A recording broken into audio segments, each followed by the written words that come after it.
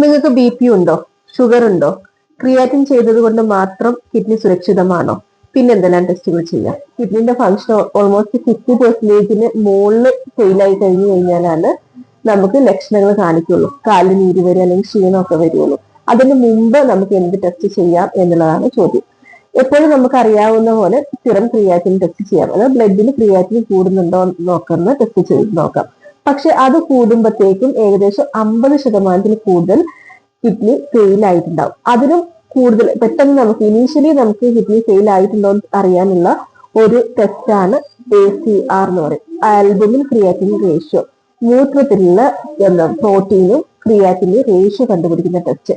അതല്ലാതെ സിമ്പിൾ ആയിട്ട് urine routine ചെയ്ത് നോക്കിയാലും അതിൽ ആൽബുമിന്റെ അളവുണ്ടോ അല്ലെങ്കിൽ യൂറിനിലെ ബ്ലഡിന്റെ RBCന്റെ കൗണ്ട് കൂടുന്നുണ്ടോ എന്നൊക്കെ നോക്കിയിട്ട് സിമ്പിൾ ആയിട്ട് അതും അറിയാൻ പറ്റും. മെയിൻ ആയിട്ട് 3 ടെസ്റ്റ്, അതായത് ഒന്ന് സാധാരണ നമുക്ക് അറിയാവുന്ന ക്രിയാറ്റിൻ ടെസ്റ്റ്, 2 ആൽബുമിൻ ക്രിയാറ്റിൻ യൂറിനുള്ള പ്രോട്ടീൻ ക്രിയാറ്റിൻ റേഷ്യോ നോക്കിയിട്ട് 3 യൂറിൻ റുട്ടീൻ ടെസ്റ്റ് എക്സാമിനേഷൻ ചെയ്ത് നോക്കിയാൽ നമുക്കറിയാം. അപ്പൊ BP ഷുഗർ ഒക്കെ ഉള്ള ആൾക്കാർ ക്രിയാറ്റിൻ ടെസ്റ്റ് മാത്രം ചെയ്യാതെ മൂത്രത്തിലുള്ള പ്രോട്ടീൻ ക്രിയാറ്റിൻ റേഷ്യോ ACR ടെസ്റ്റും വർഷത്തിലൊരിക്കലെങ്കിലും ചെയ്തു കഴിഞ്ഞാൽ തുടക്കത്തിൽ തന്നെ നമുക്ക് കിഡ്നി രോഗമുണ്ടോ എന്ന് തിരിച്ചറിയാൻ സാധിക്കും.